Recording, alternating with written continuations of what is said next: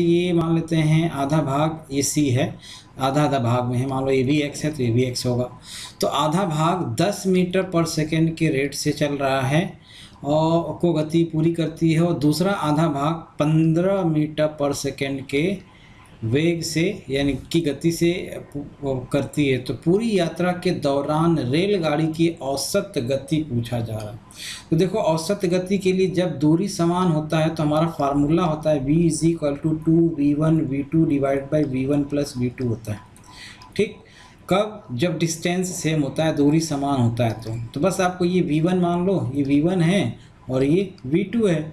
तो v1 v2 आप रख दिया आपने, 2 × 10 × 15 डिवाइडेड बाई 10 प्लस 15, सॉल्व कर लिया इसको। तो ये आपका आ जाएगा 20 × 15 डिवाइड बाई 25। इसको कैंसिल आउट करोगे तो ये 3 हो जाएगा, 5 3 जा 15 और 5 5 या 25, 5 चौको 20, यानी हो जाएगा 12 मीटर पर सेकेंड इसकी औसत गति होगी। तो 12 मीटर पर सेकेंड यानी option number B is the correct answer. ठीक, नेक्स्ट क्वेश्चन में आ जाते हैं। नेक्स्ट क्वेश्चन में बोला जा रहा है कि एक मोटर बोट झील में विरामावस्था से, विरामावस्था मतलब प्रारंभिक गति जो उसका होगा u, वो क्या हो जाएगा? 0 हो जाएगा।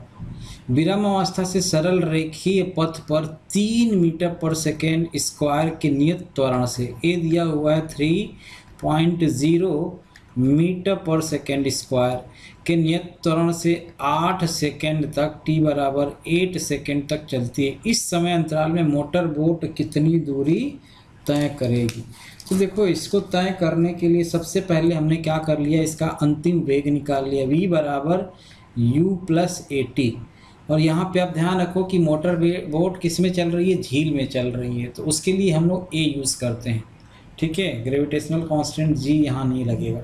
तो v = u + at का यूज़ कर लिया। इसमें प्रारंभिक वेग 0 है, u प्रारंभिक वेग होता है, तो v हमको निकालना है और ये आपका दिया हुआ। तो 0 + 3 × t कितना है? 8। तो ये हो जाएगा 24 मीटर पर सेकेंड आ गया, अंतिम वेग आ गया।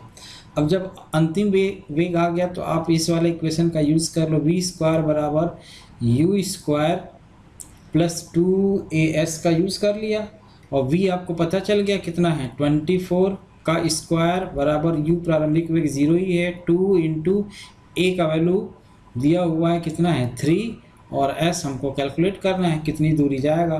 तो निकाल लिया यहाँ से, वो क्या जाएगा? s = 24 24 × 24 बट्टा में 3 × 2। तो ये 6 चौको 24 हो जाएगा, 4 24 चौको 96, तो 96 यानी 96 मीटर आपका आएगा दूरी, 96 metre, option number C. Next question देखिए, बोला जा रहा है कि एक भवन जिसकी ऊंचाई 40 मीटर है, चलो भैया एक भवन ऐसे हमने बना दिया, इस तरीके का एक भवन है। ठीक, कितना इसका ऊंचाई दिया हुआ? 40 मीटर। एक लड़का उसकी छत से 10 मीटर प्रति सेकेंड की वेग से ऊर्ध्वाधर दिशा में ऊपर की ओर फेंकता है। अच्छा, कोई वस्तु है जो 10 मीटर पर सेकेंड के वेग से फेंका जा रहा है ऊपर की तरफ। परिकलन कीजिए कि कितने समय पश्चात पत्थर उस जगह से गुजरेगा जहां से फेंका गया था, यानी वापस एक समय लौट के आएगा तो कितने समय अंतराल के बाद ये वापस यहाँ पे वापस आएगा। तो यही पूछा जा रहा। तो मैंने क्या कर लिया, यहाँ पे जो हमारा यहाँ से फेंका जा रहा है वो उस समय उसका प्रारंभिक वेग कितना है? 10 मीटर पर सेकेंड। ठीक, जब यहाँ पे ये पहुँचेगा उस समय इसका अंतिम वेग कितना हो जाएगा? 0। तो v = 0 लिख लिया। ठीक, और g का वैल्यू आपको पता ही है, तो हम लोग क्या कर लेते हैं, v = u + u माइनस हो जाएगा, क्योंकि v = u - gt हो जाएगा। तो v आपको 0 है और u आपका 10 दिया हुआ है, माइनस g 10 ले ही रहे हो, और t हमको फाइंड आउट करना है। तो t यहाँ से कितना हो जाएगा? ऊपर जाने का सिर्फ ये पता चल गया, तो t बराबर आपका हो जाएगा 1 सेकेंड। तो t 1 सेकेंड जाने में लग रहा है तो 1 सेकेंड आने में भी लगेगा, क्योंकि जितना जाने में टाइम लगता है उतना ही आने में ही लगता है। तो इसका मतलब ये हुआ कि वापस कितने समय बाद आएगा, 2 सेकेंड बाद, क्योंकि 1 सेकेंड यहाँ से यहाँ तक पहुँचने में लग रहा है, तो वापस आने में भी 1 सेकेंड ही लगेगा। तो कुल टोटल टाइम t1 + t2 अगर आप बोला जाए तो 2 सेकेंड टाइम लगेगा। तो आंसर इज बी।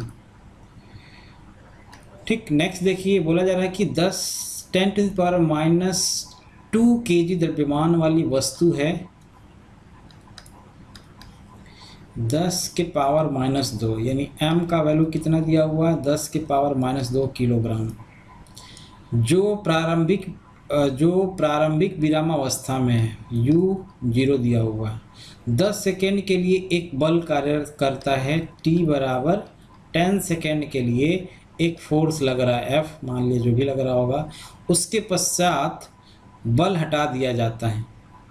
10 सेकेंड तक बल लगाया गया, उसके बाद हटा दिया गया।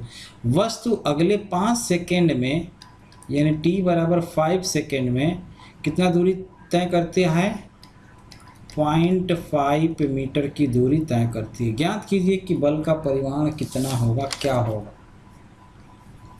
ठीक, तो देखिए इसके लिए हम लोग क्या करते हैं कि पहले हम लोग निकाल लेते हैं v का वैल्यू। v बराबर कितना हो जाएगा, जब इसमें फोर्स लगाया जा रहा था कितने देर तक लगा, तो u का वैल्यू 0 है, तो अंतिम वेग निकाल लेते हैं। तो v बराबर u प्लस आपका हो जाएगा 80। तो v बराबर u का वैल्यू है 0, a का वैल्यू हमको दिया नहीं है, ठीक है, a निकाल लेते हैं, और v का वैल्यू भी नहीं दिया हुआ। v का अंतिम वेग यानी वेग यहाँ से निकाल लेते हैं। चलो भैया, समय बराबर होता है दूरी बटा में चाल,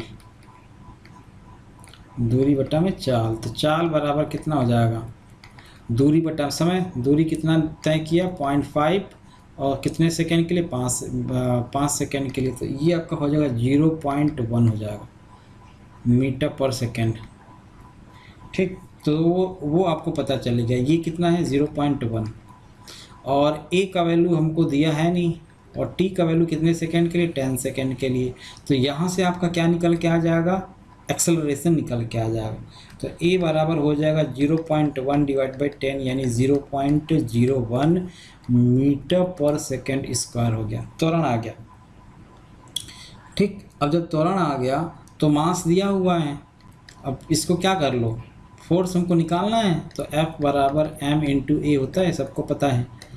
तो अब इसमें रख दो, मास दिया हुआ 10⁻⁻2 और a दिया हुआ है 0.01, कैलकुलेट कर लो कितना आ जाएगा, 10⁻⁻4 न्यूटन।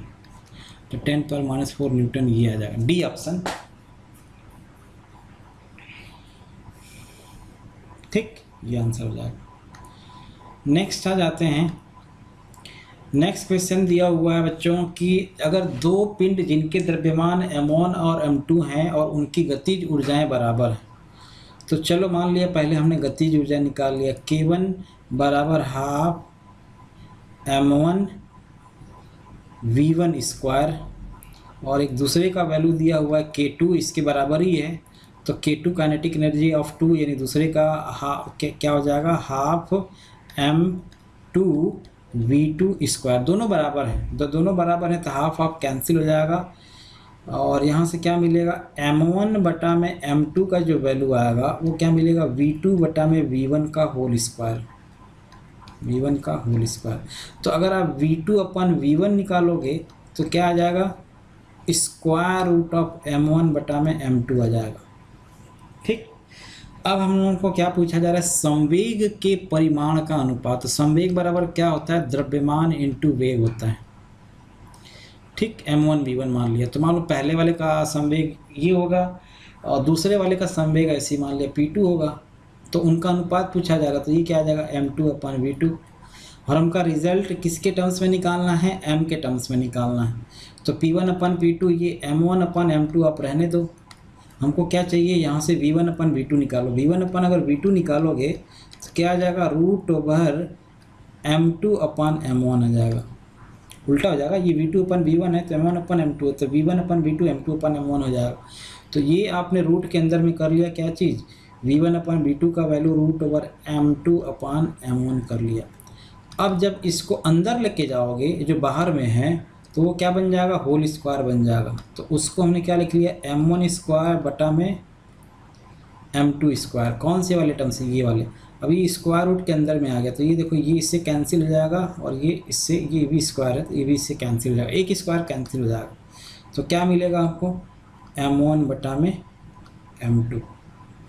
तो m1 बटा में m2 यानी ऑप्शन नंबर सी आ जाएगा। दोनों समवेगों का अनुपात अगर निकालोगे तो P1/P2 जो होगा करणी में m1 रेशियो करणी में m2। तो ये हमारा आंसर आ जाएगा ऑप्शन नंबर सी।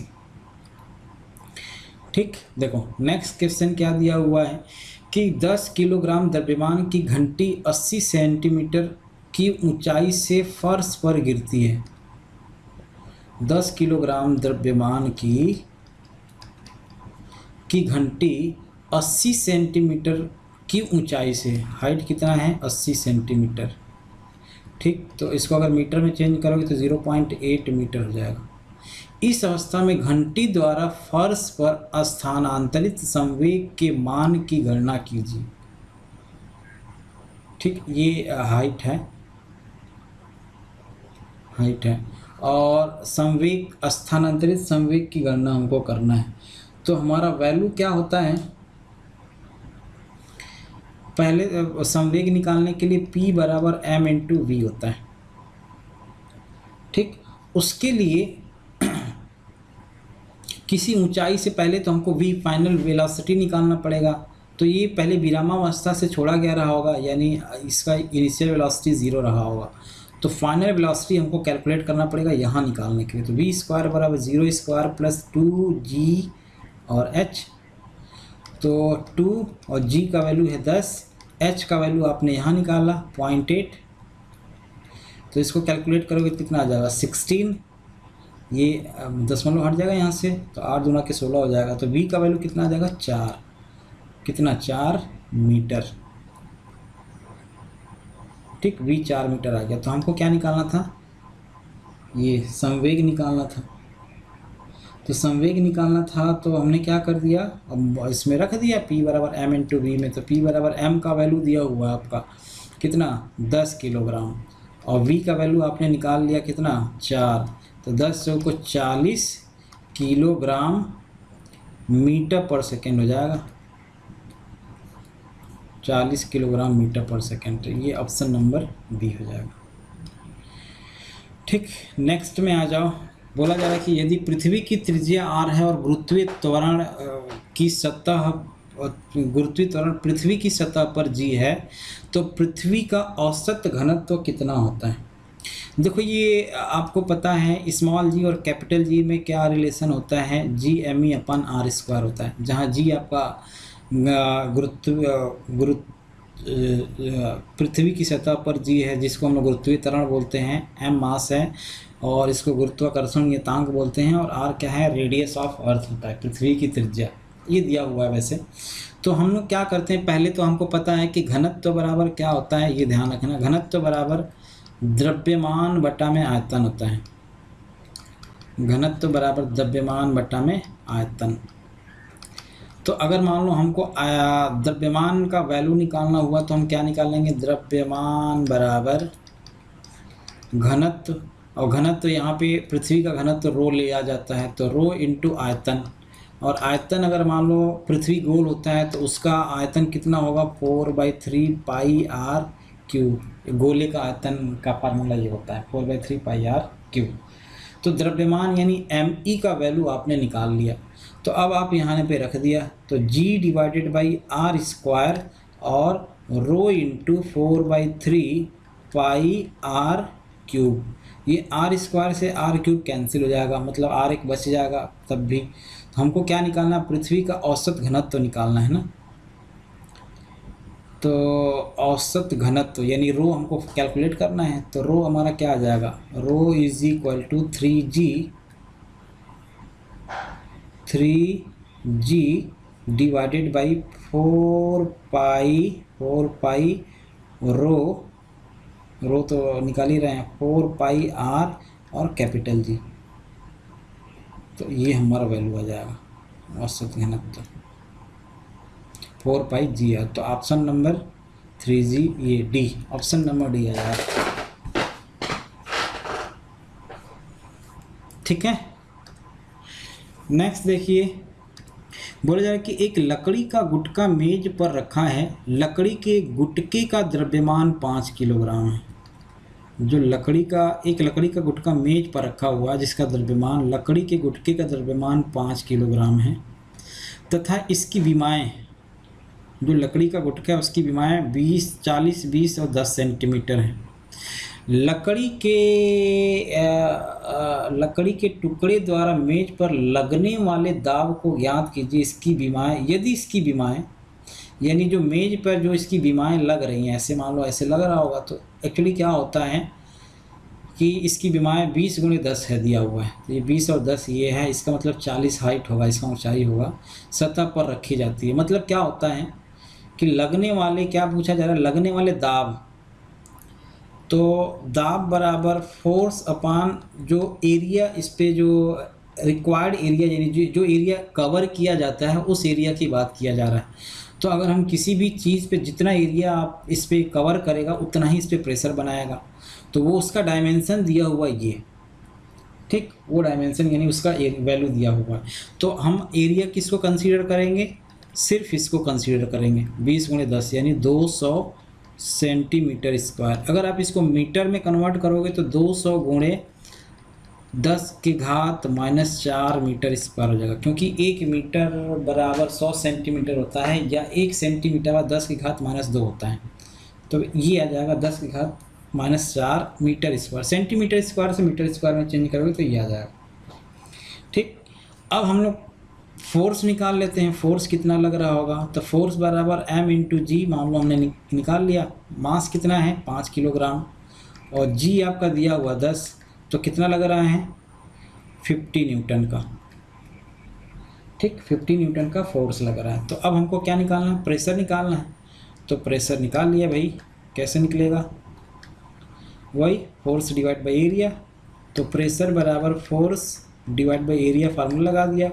फोर्स कितना है 50 न्यूटन, एरिया कितना है 200 × 10⁻⁻4, ये ऊपर चला जाएगा, कौन 10⁻⁻4 + 4 बन जाएगा, और डिवाइड बाई 200, एक जीरो से इसको कैंसिल कर दिया, और यहाँ जो 10⁻4 है ना, इसको 1, 2, 3 और 4 में कन्वर्ट कर लिया, डिवाइड बाई 20 कर दिया ऐसे, तो एक जीरो यहाँ से कैंसिल कर दिया, और जब इसको कैंसिल करोगे तो 1000 है 500 में कन्वर्ट हो जाएगा, तो कितना हो जाएगा 2500 हो जाएगा।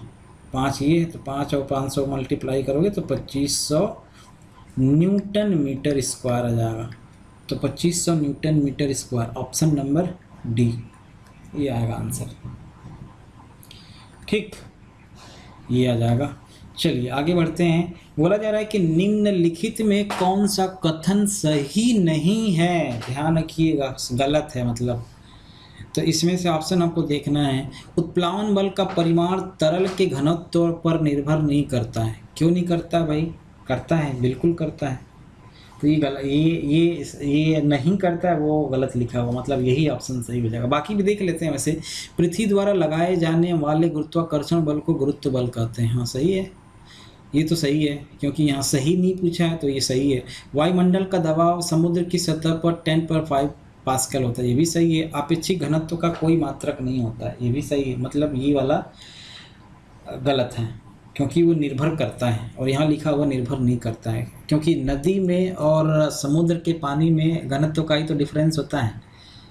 ठीक है, उसका घनत्व कम होता है नदी के पानी का, और इसका घनत्व ज़्यादा होता है, तो इसलिए डिपेंड करता है। मतलब ये देखो यहाँ पे, मानवों में ध्वनि की श्रव्यता की आवृत्तियों का औसत परिसर किस आवृत्ति से किस आवृत्ति तक है। तो ये होता है 20 हर्ट्ज से 20 किलो हर्ट्ज तक। इसको हम लोग क्या बोलते हैं, श्रव्य आवृत्ति। तो इस बीच में हम लोगों को ही कोई भी अगर फ्रिक्वेंसी रहेगा वो सुनाई देता है। बाकी वो श्रव्य के बाद पराश्रव्य तरंगे होते हैं, अल्ट्रासोनिक होता है, तो वो सारी चीज़ें होती हैं। तो हमको मनुष्य की बात किया जा रहा है, तो 20 हर्ट्ज से 20 किलो हर्ट्ज के बीच का ही हमारा फ्रिक्वेंसी रहता है जिसको हम लोग सुन सकते हैं। उसके नीचे का या इसके ऊपर का हम लोग नहीं सुन सकते। ठीक, चलो आगे बढ़ते हैं। नेक्स्ट लिखा हुआ कि 6 ओम प्रतिरोध के कितने बल्ब पार्श्व यानी सीरीज में, सीरीज ही है ना, नहीं पैरेलल है, पार्श्व मतलब पैरेलल होता है, पार्श्व क्रम में संयोजित किए जाएं कि 3 वोल्ट की बैटरी से 2 एम्पियर की धारा बहने लगे। अच्छा, तो 6 ओम प्रतिरोध एक बैटरी है जिसमें 3 वोल्ट की लगा हुआ है और उसमें 2 एम्पियर की धारा बह रही है। तो वोल्टेज कितना है 3 वोल्ट और करंट कितना आ रहा है 2 एम्पियर का। ठीक, तो ये पूछा जा रहा है कि अगर 6 ओम के कितने प्रतिरोध लगाया जाए, 6 ओम का, वो भी किसमें, पैरेलल में। तो पैरेलल की कंडीशन के लिए हमारा अगर मान लो 1 डिवाइडेड बाई रिजल्टेंट की बात करें तो मान लिया कितने बल्ब लगेंगे, n बल्ब लग रहे होंगे, तो n डिवाइड बाई 6 आ जाएगा। तो r का वैल्यू कितना हो जाएगा 6/n हो जाएगा। पैरेलल के केस में रिजल्टेंट रेजिस्टेंस कितना होता है, रेजिस्टेंस प्रतिरोध 1/r is equal to 1/r1 plus 1/r2। तो अगर मान लो सब सेम है तो ये 1/r कितना हो जाएगा, जितना लगेगा उतना हो जाएगा। तो 1/r तो n होगा, तो मान लो n/6 हमने लिख लिया। तो फिर r निकालोगे तो क्या आ जाएगा 6/n हो जाएगा, ये तो बोला जा रहा है। ठीक, और r का वैल्यू आपको यहाँ दिया हुआ है, किसका, r बराबर 6/n, सॉरी r नहीं दिया हुआ है, हमको दिया हुआ है v बराबर IR दिया हुआ है। तो r बराबर यहाँ से निकाल लो v/i। तो r बराबर v/i, v क्या है 3 और i क्या है 2, बराबर 6/n। तो इससे इसको कैंसिल कर दोगे तो ये 3 2 जा 6 हो जाएगा, क्रॉस मल्टीप्लाई करोगे तो n का वैल्यू 4 हो जाएगा। मतलब 4 बल्ब आपको लगाने पड़ेंगे। ठीक, चलो नेक्स्ट आ जाते हैं। 2 चालक तार जिनके पदार्थ लंबाई तथा व्यास समान है। ठीक, किसी विद्युत परिपथ में पहले श्रेणी क्रम में और फिर उसी विभवांतर पार्श्व क्रम में संयोजित किया जाते हैं। श्रेणी क्रम तथा पार्श्व क्रम संयोजन में उत्पन्न ऊष्माओं का अनुपात ज्ञात करना है। तो एक काम करते हैं, 2 चालक जो हैं तो उनको हम लोग पहले क्या करते हैं, सीरीज में जोड़ लेते हैं 2 चालक को। अगर मानो सीरीज मतलब R1 प्लस R2 और दोनों सेम हैं, लंबाई व्यास सब समान है जिनके, तो अगर दोनों सेम है तो R1 प्लस R2 2 चालक जिनके पदार्थ लंबाई तथा व्यास समान है किसी विद्युत परिपथ में पहले श्रेणी क्रम में और फिर उसी विभवांतर पार्श्व क्रम में संयोजित कहते हैं। तो ये अगर दोनों सेम है तो इसका रिजल्टेंट कितना हो जाएगा 2R हो जाएगा सीरीज में। तो इस केस में जो हीट उत्पन्न होता है सीरीज केस में, सीरीज में वो क्या होता है v² डिवाइडेड बाई r होता है, फार्मूला होता है।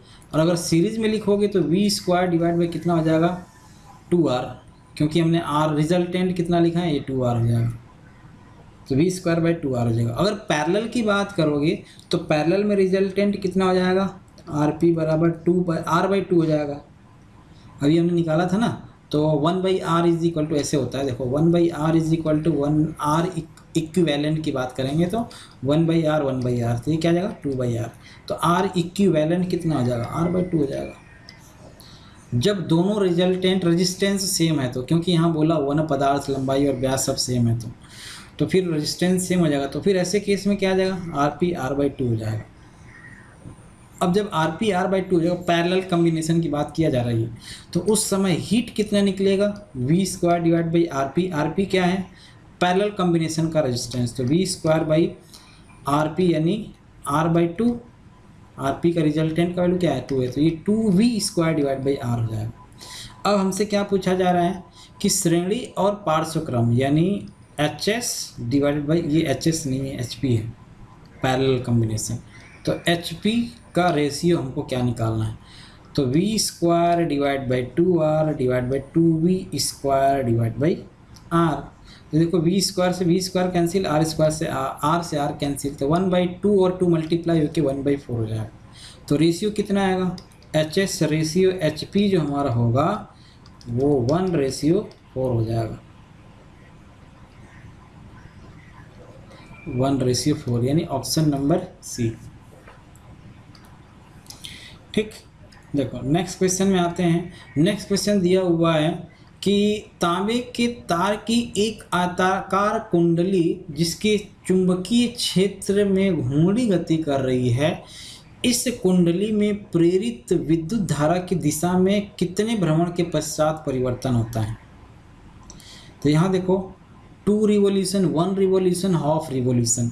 तो एक्चुअली देखो अगर मान लेते हैं किसी तांबे की तार के आयताकार कुंडली बनाया जा रहा है, चुंबकीय क्षेत्र में घूर्णी कर रहा है, तो इस कुंडली में प्रेरित विद्युत धारा की दिशा में भ्रमण करने के पश्चात हाफ रिवोल्यूशन के बाद क्या हो जाता है, ये अपना डायरेक्शन, इसका डायरेक्शन चेंज होता है एक्चुअली। ठीक, क्योंकि ये इसका अगर मान लो आप डायरेक्शन लिखते हो, अगर मान लो फ्लेमिंग लेफ्ट हैंड रूल का रूल अप्लाई करते हो, तो अगर मान लेते हैं कोई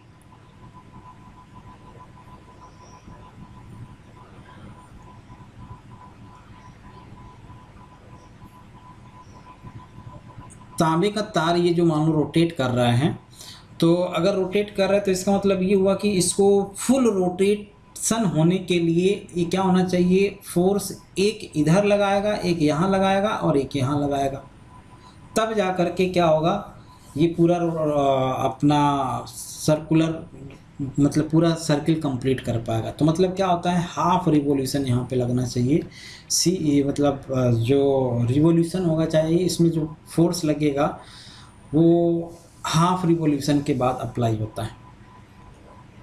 ठीक, नेक्स्ट देखिए, भारत में AC की आवृत्ति कितनी होती है। तो ये तो जाना पहचाना है, 50 हर्ट्ज होता है, सभी घरों में इतने ही हर्ट्ज होता है।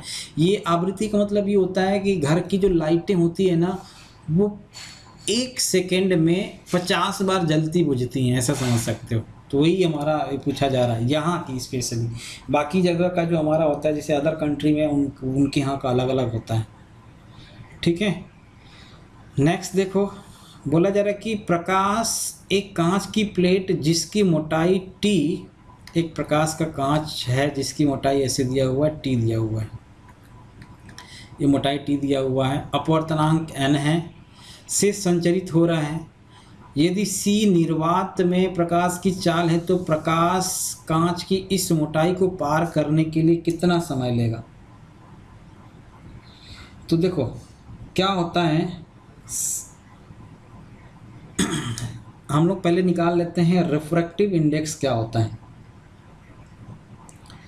रिफ्रैक्टिव इंडेक्स की अगर हम लोग बात करेंगे तो वो हमारा फार्मूला होता है n, जिससे हम लोग रिप्रेजेंट करते हैं, अपवर्तनांक यहाँ दिया हुआ है, तो वो हमारा फार्मूला होता है velocity of light in vacuum. तो velocity of light in vacuum की अगर बात करोगे, यानी निर्वात जिसको हम लोग बोलते हैं, और velocity of light in medium. तो वैक्यूम में स्पीड ऑफ लाइट कितना होता है, c होता है, और यहाँ पे आई थिंक आपका नहीं दिया है, तो चलो इसको हमने v मान लिया। ठीक, इस समय तो v आपका यहाँ से निकल गया, या मतलब अगर हम इसके अंदर की बात करें, जो हमारा ये ग्लास दिया हुआ है, कांच की प्लेट दिया हुआ है, तो उसमें जो हमारा वेलोसिटी ऑफ लाइट आएगा वो कितना हो जा रहा है, अगर यहाँ से निकालोगे तो c/n आ जा रहा है। ठीक, v = c/n आ जा रहा है। अब हम लोग क्या करते हैं, हम लोग यूज़ करते हैं समय बराबर दूरी बटा में चाल का, दूरी बटा चाल।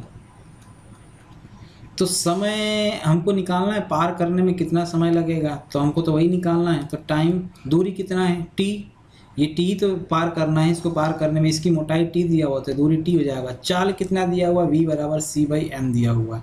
तो टाइम कितना लगेगा, ये चला जाएगा ऊपर, n × t/c आ जाएगा। तो n × t/c यानी ऑप्शन नंबर बी, टाइम ये लगेगा इसको पार करने में।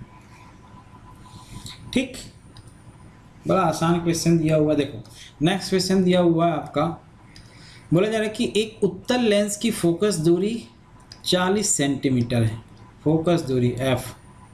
इस लेंस की क्षमता, अच्छा सेंटीमीटर में दिया हुआ, तो पहले तो आप इसको मीटर में कन्वर्ट कर लो, क्योंकि 40 सेंटीमीटर दिया हुआ तो ये 0.4 मीटर हो जाएगा, 0.4 मीटर।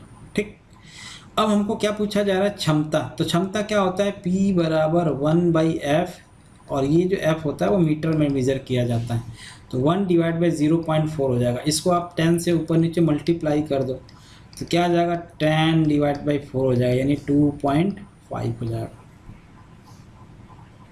ठीक, और फोकस दूरी उत्तल लेंस की क्या होती है, पॉजिटिव होती है, तो ये आपका हो जाएगा 2.5, ये आंसर हो जाएगा। नेक्स्ट देखो, नेक्स्ट क्वेश्चन दिया हुआ है और ये आखिरी क्वेश्चन भी है। 15 सेंटीमीटर फोकस दूरी का कोई अवतल लेंस, तो हमने क्या किया कि f हमारा 15 सेंटीमीटर है और v हमारा कितना दिया हुआ है, 10 सेंटीमीटर दिया हुआ है। ठीक, तो 1/f हमारा फार्मूला क्या होता है, 1/f बराबर 1/v माइनस 1/u होता है। तो 1/f यानी f का वैल्यू है 1 डिवाइड बाई 15 सेंटीमीटर, v का वैल्यू है 1/10 माइनस 1/u, तो u हमारा कितना हो जाएगा, 1/u अगर आप कैलकुलेट करोगे तो 1/10 माइनस 1/15 कितना हो जाएगा, 15 माइनस 10 डिवाइड बाई 15 इंटू 10, तो ये 5 डिवाइड बाई 150 हो जाएगा। कैंसिल करोगे तो 1/u का वैल्यू 1/30 हो जाएगा, तो u बराबर 30 सेंटीमीटर, यानी ऑप्शन नंबर सी। तो ये हमारा आंसर।